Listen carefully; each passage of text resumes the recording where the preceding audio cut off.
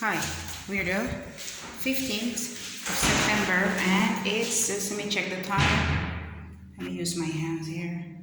So now it's like 10 minutes to 4. Alright, I got 10 minutes to 4 and I'm heading downstairs because I want to show something. So, as I mentioned, my husband and I, we have filed complaints concerning some individuals that are perpetrators who are behind my targeting and harassment. And one of them are working for a bank, right? So, filed these complaints against this individual, and they were supposed to be throughout investigation, and to our knowledge, well, it's not completed. It hadn't been completed, and they didn't take the matter seriously. But we had managed to file complaints, to make a police report when we were in New Caledonia. When we arrived in France, we were living in Cannes, France. Excuse me, that's the elevator there. And we were living in Cannes, France. We wrote a letter into a judge, right?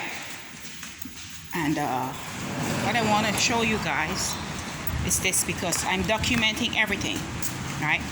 So one of the perpetrators that are involved in my targeting and harassment is above me right now. And that's her vehicle there, right there. See the vehicle? Okay? And if you look across here, you will see there's these men, all right, where they are. Can't get to see them. You see there, some men there with these, let me zoom in. Okay, can zoom in, taking out these chemicals, these bottles, and stuff, the other things they be using to project chemicals towards their flat. So my perpetrator, the one that's perpetrating hate and have involved me in this targeting, have me targeted. One of her relatives, I think it's her cousin. See, that's another one there. I don't know how they end up here, but they come. That's another vehicle. All right. So I don't know how they end up where I'm living, and they think, well, I'm not aware of that. So one of her cousins was incarcerated. I'm not sure if it's in Delaware or if it's in what's the name of this other place?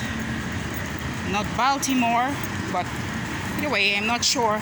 I can't remember at the present moment where her cousin was incarcerated, right?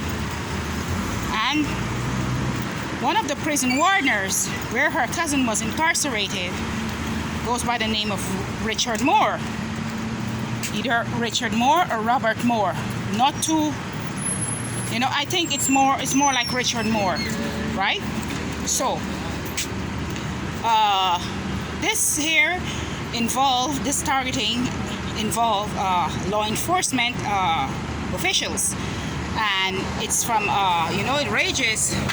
It's police going there, give me a honk, honk, honk. It's how it goes here, right? So it involves law enforcement officials that are involved in this targeting here, and they're ones from New York. I've never lived in New York, never had an incident anywhere with anyone in New York, aside from reporting the stuff that's been done to me in my family. So there's this cousin of one of my perpetrator that were incarcerated somewhere in New York, and the prison wardener, I suspected the prison wardener that goes by the name of Richard Moore or Robert Moore, that was one who on my account, was hacked into my account. Okay, this perpetrator that seems to be having her, good connections with a bank. Her cousins she's having relatives that's living in France and in French Guiana. All of this we had stated in a letter we had written into a judge, and that investigation came to a halt, right? Because they said, okay, we don't have enough proof. We don't have enough proof to persecute these individuals, but yet I'm still having the emails addresses used to commit these fraudulent activities on the internet using our names, right? So the perpetrator that are having their connections here and in the Gulf Peninsula, she happens to be exactly where I am living, upstairs in the upper flat, because her vehicle is parked downstairs. And you know, the guy that she's working for, these religious organization that she's working for, I've seen this old fella, old bald-headed guy, right? So it goes from her cousin that was incarcerated with these prison wardeners. Man, it's so much that I can hardly, get to finish up this topic. Is every day I discover something new. Every day I make some new discovery, is more than one authors that are involved. And the main perp, you understand me? The main perpetrator, she is in the flat, above her head at this present time, because I'm seeing her vehicle parked downstairs. It's parked downstairs. And this woman, I had known her since a very young age. We were next door neighbors in my homeland. And this is what they do. You understand me? This is what they do. So she's probably she's the one that's been probably hacking our devices from within our flat, because these banking assistant or managers or whatever she claimed to be, right? They would have a lot of knowledge. They would have a lot of knowledge in how to getting certain stuff done on and off the internet.